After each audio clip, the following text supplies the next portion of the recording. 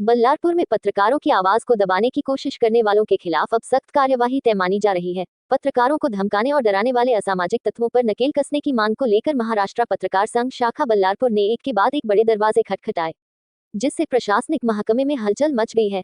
आज जिला पुलिस अधीक्षक मुमुक्का सुदर्शन से प्रत्यक्ष भेंट कर संघ के अध्यक्ष रमेश निषाद ने लिखित निवेदन सौंपते हुए साफ शब्दों में कहा कि बिना किसी जांच के पत्रकारों पर दबाव बनाना और धमकियां देना लोकतंत्र की हत्या के समान है। उन्होंने आरोपियों पर तत्काल कठोर कार्यवाही की मांग की। इतना ही नहीं, पत्रकारों की व्यथा यही नहीं रुकी। बल्लारपुर विधानसभा के लोकप्रिय और दबंग विधायक सुधीर भाव मुनगंटीवार से भी प्रत्यक्ष मुलाकात कर पूरी आपबीती सुनाई गई। विधायक को सौंपे गए निवेदन में पत्रकारों की सुरक्षा, स्वतंत्रता और निष्पक्ष कार्य करने के अधिकारों पर हो रहे हमलों का विस्तार से उल्लेख किया गया, जिस पर विधायक ने गंभीरता से संज्ञान लेने का आश्वासन दिया। मामला यही खत्म नहीं हुआ।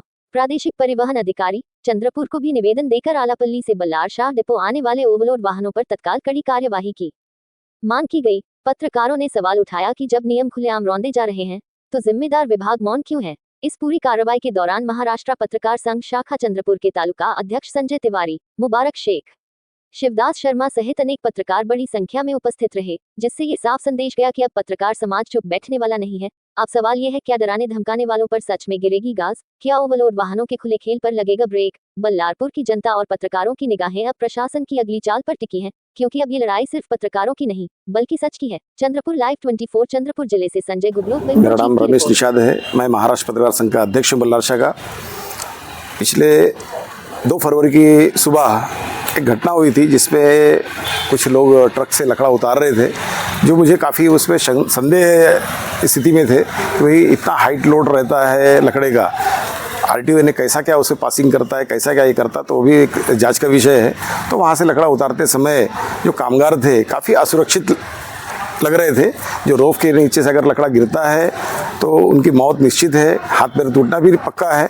तो यही चीज़ की मैं जानकारी चौकीदार से, वहाँ के एक मेरे परिचित चौकीदार से मैंने जानना चाहा कि भाई ये घटना ये नहीं कैसा क्या नहीं सब उतारा जा रहा है, और उनके सुरक्षा के उपकरण कहाँ है? टोपी ना, हेलमेट है ना, जूते हैं ना, जैकेट है। तो उनका कहना भी नहीं, इनको दिए गए हैं लेकिन पहन के नहीं आते हैं।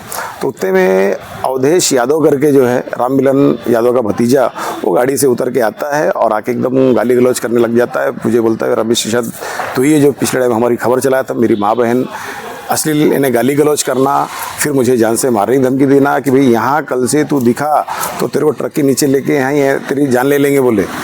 तो मैं अभी आज का तीसरा दिन है, मैं जंगल वाकई में नहीं गया, घूमने जाना मेरा बंद है और एक डर के साए में हूँ। तो उस दिन की घटना की मैंने शिकायत बल्लारशाह पुलिस स्टेशन में किया, जिसकी रिपोर्ट ली गई और लेने के बाद राम मिलन यादव जो अवधेश का चाचा है, वो मुझे फ़ोन पर मीठी धमकी देता है, कहता है कि भाई आप रिपोर्ट वापस लीजिए, आपकी हिम्मत कैसे हुई मेरे भतीजे के खिलाफ़ रिपोर्ट देने की। तो मेरा ये कहना है कि भाई अगर रिपोर्ट मैं नहीं दूँ, मेरे साथ में कोई घटना होती तो रिपोर्ट देना मेरा नैतिक काम है, जिम्मेदारी है। और कोई भी घटना, मैं सच्चाई के लिए पत्रकारिता करता हूँ। पत्रकारिता मेरा व्यवसाय नहीं है और पत्रकारिता मैं निष्ठा से करते आ रहा हूँ। पिछले 27 साल से मैं पत्रकारिता फील्ड में हूँ और आज तक मेरा रिकॉर्ड रहा है, हर अच्छाई यानी सच्चाई वाली खबरें ही मेरी प्रकाशित होते आई हैं। सच्चाई कड़वी होती है, यह सत्य है जो मुझे उस दिन देखने को मिला। तो उनका यानी कैसा है, 2 नंबरी काम है, अवैध रूप से ओवरलोड लकड़ा आता है, जिसकी जांच आरटीओ प्रशासन ने करना चाहिए। रात में ही वो लकड़ा क्यों आता है वहाँ, एक जांच का विषय है। ओवरलोड लकड़ा आलापल्ली से निकलता है तो उसको एक कांटा क्यों नहीं होते हैं, ये भी एक जांच का विषय है। इसके बाद नागपुर के जो PCCF प्लस बल्लारशाह के वन संरक्षक माड़ी साहब और वहाँ के गौर साहब, PCCF गौर साहब नागपुर के, तो इनकी मिली भगत से ये काम चल रहा है, जो जिसमें काफ़ी भ्रष्टाचार है। 10 करोड़ में काम लिया गया, इन्हें सूत्रों से मिली मुझे जानकारी है कि 10 करोड़ में काम लिया गया, जबकि वो काम 50 करोड़ के ऊपर का है। तो इस तरह की उसकी भी कड़ाई से जांच होनी चाहिए। मैं जांच की मांग करता हूँ आपके चैनल के माध्यम से, और इतने ही बोलते हुए अपने शब्दों को विराम देता हूँ।